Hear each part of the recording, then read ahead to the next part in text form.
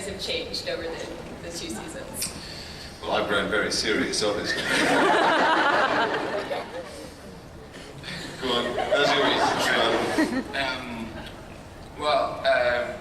Throughout the second series, they weren't the writers and Johnny and Julian weren't afraid to put Merlin in some pretty life-changing situations, which I believe going into the third series have made Merlin a different person. He's still that quirky, clumsy character that I think he'll never get rid of. But there's those traumatic moments in his life that have affected him, and we're now seeing him almost taking on that Merlin of old, of legend character, not just his magical ability and those powers, but the power of his words, and how that's actually taken on a new form, and he's becoming that advisor to Arthur, and you've seen Arthur actually, listening to him, and taking on board, and now how that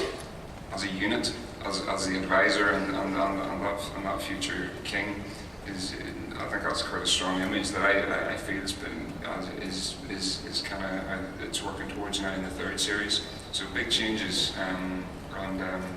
yeah, it's feeling good so far. Yeah, but Uther basically has done some things in his past. He probably did them for the right reasons, but they were very strange things to do. And pretty much sort of going the theme running through the end of second season into the third and through third is the turkeys are coming home to roost and they're fully basted.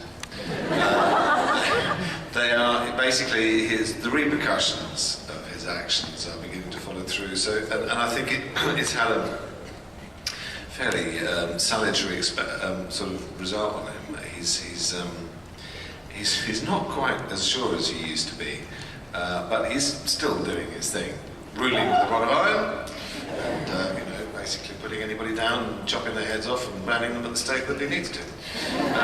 But yeah, maybe he has a few doubts now, and it's very interesting as an actor to be able to play not only your pathology, your backstory, but also sort of how that backstory is now beginning to affect you. It's full, basically.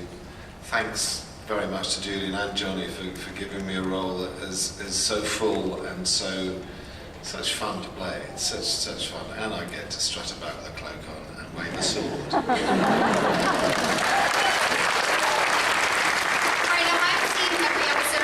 And season 2 more than once, and I'd actually like to know what's going on in season 3. So anyone want to see a little sneak peek that no one else has seen?